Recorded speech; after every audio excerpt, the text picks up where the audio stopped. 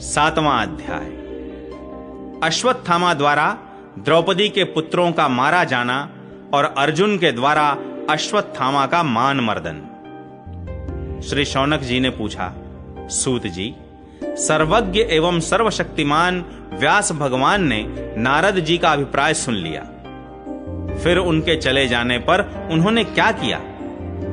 श्री सूत जी ने कहा, ब्रह्म नदी सरस्वती के पश्चिम तट पर शम्याप्रास नाम का एक आश्रम है। वहां ऋषियों के यज्ञ चलते ही रहते हैं। वहीं व्यास जी का अपना आश्रम है। उसके चारों ओर बेर का सुंदर वन है। उस आश्रम में बैठकर उन्होंने आचमन किया और स्वयं अपने मन को समाहित किया।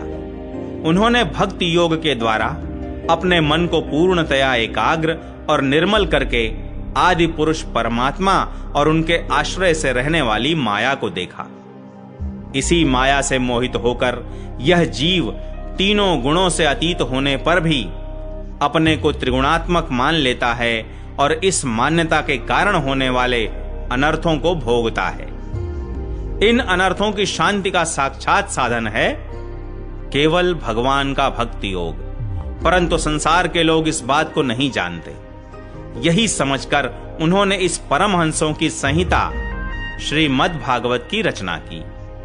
इसके श्रवण मात्र से पुरुषोत्तम भगवान श्री कृष्ण के प्रति परम प्रेममयी भक्ति हो जाती है, जिससे जीव के शोक, मोह और भय नष्ट हो जाते हैं। उन्होंने इस भागवत संहिता का निर्माण और पुनरावृत्ति करके इसे अपने निवृत्ति परायण पुत्र श्री सुखदेव जी को पढ़ाया। श्री शौनक जी ने पूछा, श्री सुखदेव जी तो अत्यंत निवृत्ति परायण हैं। उन्हें किसी भी वस्तु की अपेक्षा नहीं है। वे सदा आत्मा में ही रमण करते हैं। फिर उन्होंने किस लिए इस विशाल ग्रंथ का अध्ययन किया?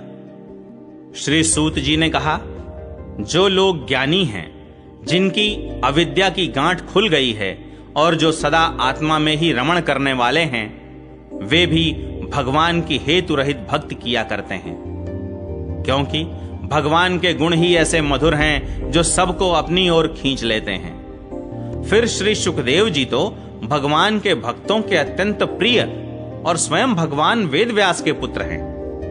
भगवान के गुणों ने उनके हृदय को अपनी ओर खींच लिया और उन्होंने उससे विवश होकर ही इस विशाल ग्रंथ का अध्ययन किया। शौनक जी, अब मैं राजर्षि परीक्षित के जन्म, कर्म और मोक्ष की तथा पांडवों के स्वर्गारोहण की कथा कहता हूं, क्योंकि इन्हीं से भगवान श्री कृष्ण की अनेकों कथाओं का उदय होता है। जिस समय महाभारत युद्ध में कौरव और पांडव दोनों पक्षों के बहुत से वीर गति को प्राप्त हो चुके थे और भीमसेन की गदा के प्रहार से दुर्योधन की जांघ टूट चुकी थी, तब अश्वत्थामा ने अपने स्वामी दुर्योधन का प्रिय कार्य समझकर द्रौपदी के सोते हुए पुत्रों के सिर काटकर उसे भेंट किए। यह घटना दुर्योधन को भी अप्रिय ही लगी, क्योंकि ऐसे नीच कर्म की सभी निंदा करते हैं। उन बालकों की माता द्रौपदी अपने पुत्रों का निधन सुनकर अत्यंत दुखी हो गई। उसकी आंखों में आंसू छलछला आए। वह रोने लगी। अर्जुन ने उसे सांत्वना देते हुए कहा, कल्याणी, मैं तुम्हारे आंसू तब पोंछूंगा जब उस आतताई ब्राह्मणाधम का सिर गांडीव धनुष के बाणों से काटकर तुम्हें भेंट करूंगा और पुत्रों की अंत्येष्टि क्रिया के बाद तुम उस पर पैर रखकर स्नान करोगी। अर्जुन ने इन मीठी और विचित्र बातों से द्रौपदी को सांत्वना दी और अपने मित्र भगवान श्री कृष्ण की सलाह से उन्हें सारथी बनाकर कवच धारण कर और अपने भयानक गांडीव धनुष को लेकर वे रथ पर सवार हुए तथा गुरुपुत्र अश्वत्थामा के पीछे दौड़ पड़े। बच्चों की हत्या से अश्वत्थामा का भी मन उद्विग्न हो गया था। जब उसने दूर से ही देखा कि अर्जुन मेरी ओर झपटे हुए आ रहे हैं, तब वह अपने प्राणों की रक्षा के लिए पृथ्वी पर जहां तक भाग सकता था, रुद्र से भयभीत सूर्य की भांति भागता रहा। जब उसने देखा कि मेरे रथ के घोड़े थक गए हैं और मैं बिल्कुल अकेला हूं, तब उसने अपने को बचाने का एकमात्र साधन ब्रह्मास्त्र ही समझा। यद्यपि उसे ब्रह्मास्त्र को लौटाने की विधि मालूम न थी, फिर भी प्राण संकट देखकर उसने आचमन किया और ध्यानस्थ होकर ब्रह्मास्त्र का संधान किया। उस अस्त्र से सब दिशाओं में एक बड़ा प्रचंड तेज फैल गया। अर्जुन ने देखा कि अब तो मेरे प्राणों पर ही आ बनी है। तब उन्होंने श्री कृष्ण से प्रार्थना की। अर्जुन ने कहा, श्री कृष्ण, तुम सच्चिदानंद स्वरूप परमात्मा हो, तुम्हारी शक्ति अनंत है, तुम ही भक्तों को अभय देने वाले हो। जो संसार की धधकती हुई आग में जल रहे हैं, उन जीवों को उससे उबारने वाले एकमात्र तुम ही हो। तुम प्रकृति से परे रहने वाले आदि पुरुष साक्षात परमेश्वर हो। अपनी चित्त शक्ति से बहिरंग एवं त्रिगुणमयी माया को दूर भगाकर अपने अद्वितीय स्वरूप में स्थित हो। वही तुम अपने प्रभाव से माया मोहित जीवों के लिए धर्मादि रूप कल्याण का विधान करते हो। तुम्हारा यह अवतार पृथ्वी का भार हरण करने के लिए और तुम्हारे अनन्य प्रेमी भक्त जनों के निरंतर स्मरण ध्यान करने के लिए है। स्वयं प्रकाश स्वरूप श्री कृष्ण, यह भयंकर तेज सब ओर से मेरी ओर आ रहा है। यह क्या है, कहां से, क्यों आ रहा है, इसका मुझे बिल्कुल पता नहीं है। भगवान ने कहा, अर्जुन, यह अश्वत्थामा का चलाया हुआ ब्रह्मास्त्र है। यह बात समझ लो कि प्राण संकट उपस्थित होने से उसने इसका प्रयोग तो कर दिया है, परंतु वह इस अस्त्र को लौटाना नहीं जानता। किसी भी दूसरे अस्त्र में इसको दबा देने की शक्ति नहीं है। तुम शस्त्रास्त्र विद्या को भली भांति जानते ही हो। ब्रह्मास्त्र के तेज से ही इस ब्रह्मास्त्र की प्रचंड आग को बुझा दो। सूत जी कहते हैं, अर्जुन विपक्षी वीरों को मारने में बड़े प्रवीण थे। भगवान की बात सुनकर उन्होंने आचमन किया और भगवान की परिक्रमा करके ब्रह्मास्त्र के निवारण के लिए ब्रह्मास्त्र का ही संधान किया। बाणों से वेष्टित उन दोनों ब्रह्मास्त्रों के तेज प्रलयकालीन सूर्य एवं अग्नि के समान आपस में टकराकर सारे आकाश और दिशाओं में फैल गए और बढ़ने लगे। तीनों लोकों को जलाने वाली उन दोनों अस्त्रों की बढ़ी हुई लपटों से प्रजा जलने लगी और उसे देखकर सबने यही समझा कि यह प्रलय काल की सांवर्तक अग्नि है। उस आग से प्रजा का और लोकों का नाश होते देखकर भगवान की अनुमति से अर्जुन ने उन दोनों को ही लौटा लिया। अर्जुन की आंखें क्रोध से लाल लाल हो रही थीं। उन्होंने झपटकर उस क्रूर अश्वत्थामा को पकड़ लिया और जैसे कोई रस्सी से पशु को बांध ले, वैसे ही बांध लिया। अश्वत्थामा को बलपूर्वक बांधकर अर्जुन ने जब शिविर की ओर ले जाना चाहा, तब उनसे कमल नयन भगवान श्री कृष्ण ने कुपित होकर कहा, अर्जुन, इस ब्राह्मणाधम को छोड़ना ठीक नहीं है, इसको तो मार ही डालो। इसने रात में सोए हुए निरपराध बालकों की हत्या की है।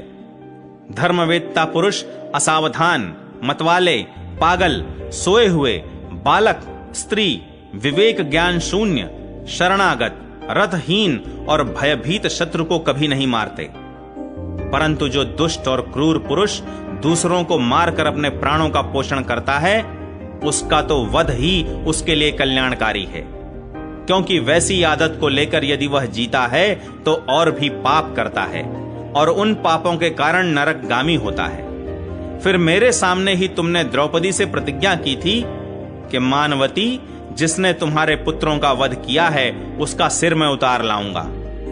इस पापी कुलांगार आतताई ने तुम्हारे पुत्रों का वध किया है और अपने स्वामी दुर्योधन को भी दुख पहुंचाया है, इसलिए अर्जुन, इसे मार ही डालो। भगवान श्री कृष्ण ने अर्जुन के धर्म की परीक्षा लेने के लिए इस प्रकार प्रेरणा की, परंतु अर्जुन का हृदय महान था। यद्यपि अश्वत्थामा ने उनके पुत्रों की हत्या की थी, फिर भी अर्जुन के मन में गुरुपुत्र को मारने की इच्छा नहीं हुई। इसके बाद अपने मित्र और सारथी श्री कृष्ण के साथ वे अपने युद्ध शिविर में पहुंचे। वहां अपने मृत पुत्रों के लिए शोक करती हुई द्रौपदी को उसे सौंप दिया। द्रौपदी ने देखा कि अश्वत्थामा पशु की तरह बांध कर लाया गया है। निंदित कर्म करने के कारण उसका मुख नीचे की ओर झुका हुआ है। अपना अनिष्ट करने वाले गुरुपुत्र अश्वत्थामा को इस प्रकार अपमानित देखकर द्रौपदी का कोमल हृदय कृपा से भर आया और उसने अश्वत्थामा को नमस्कार किया। गुरुपुत्र का इस प्रकार बांधकर लाया जाना सती द्रौपदी को सहन नहीं हुआ। उसने कहा, छोड़ दो इन्हें, छोड़ दो। ये ब्राह्मण हैं, हम लोगों के अत्यंत पूजनीय हैं, जिनकी कृपा से आपने रहस्य के साथ सारे धनुर्वेद और प्रयोग तथा उपसंहार के साथ संपूर्ण शस्त्रास्त्रों का ज्ञान प्राप्त किया है। वे आपके आचार्य द्रोण ही पुत्र के रूप में आपके सामने खड़े हैं। उनकी अर्धांगिनी कृपी अपने वीर पुत्र की ममता से ही अपने पति का अनुगमन नहीं कर सकी। वे अभी जीवित हैं। महाभाग्यवान आर्यपुत्र, आप तो बड़े धर्मज्ञ हैं। जिस गुरुवंश की नित्य पूजा और वंदना करनी चाहिए, उसी को व्यथा पहुंचाना आपके योग्य कार्य नहीं है। जैसे अपने बच्चों के मर जाने से मैं दुखी होकर रो रही हूं और मेरी आंखों से बार बार आंसू निकल रहे हैं, वैसे ही इनकी माता पतिव्रता गौतमी न रोएं। जो उच्छृंखल राजा अपने कुकृत्यों से ब्राह्मण कुल को कुपित कर देते हैं, वह कुपित ब्राह्मण कुल उन राजाओं को सपरिवार शोकाग्नि में डालकर शीघ्र ही भस्म कर देता है। सूत जी ने कहा, शौनकादि ऋषियों, द्रौपदी की बात धर्म और न्याय के अनुकूल थी। उसमें कपट नहीं था, करुणा और समता थी। अतएव राजा युधिष्ठिर ने रानी के इन हित भरे श्रेष्ठ वचनों का अभिनंदन किया। साथ ही नकुल, सहदेव, सात्यकी, अर्जुन, स्वयं भगवान श्री कृष्ण और वहां पर उपस्थित सभी नर नारियों ने द्रौपदी की बात का समर्थन किया।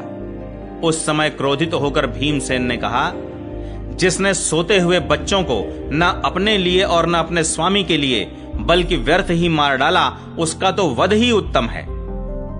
भगवान श्री कृष्ण ने द्रौपदी और भीमसेन की बात सुनकर और अर्जुन की ओर देखकर कुछ हंसते हुए से कहा। भगवान श्री कृष्ण बोले, पतित ब्राह्मण का भी वध नहीं करना चाहिए और आतताई को मार ही डालना चाहिए। शास्त्रों में मैंने ही ये दोनों बातें कही हैं, इसलिए मेरी दोनों आज्ञाओं का पालन करो। तुमने द्रौपदी को सांत्वना देते समय जो प्रतिज्ञा की थी, उसे भी सत्य करो। साथ ही भीमसेन, द्रौपदी और मुझे जो प्रिय हो वह भी करो। सूत जी कहते हैं, अर्जुन भगवान के हृदय की बात तुरंत ताड़ गए और उन्होंने अपनी तलवार से अश्वत्थामा के सिर की मणि उसके बालों के साथ उतार ली। बालकों की हत्या करने से वह श्रीहीन तो पहले ही हो गया था, अब मणि और ब्रह्म तेज से भी रहित हो गया। इसके बाद उन्होंने रस्सी का बंधन खोलकर उसे शिविर से निकाल दिया। मूंड देना, धन छीन लेना और स्थान से बाहर निकाल देना, यही ब्राह्मणाधमों का वध है। उनके लिए इससे भिन्न शारीरिक वध का विधान नहीं है। पुत्रों की मृत्यु से द्रौपदी और पांडव सभी शोकातुर हो रहे थे। अब उन्होंने अपने मरे हुए भाई बंधुओं की दाहादि अंत्येष्टि क्रिया की।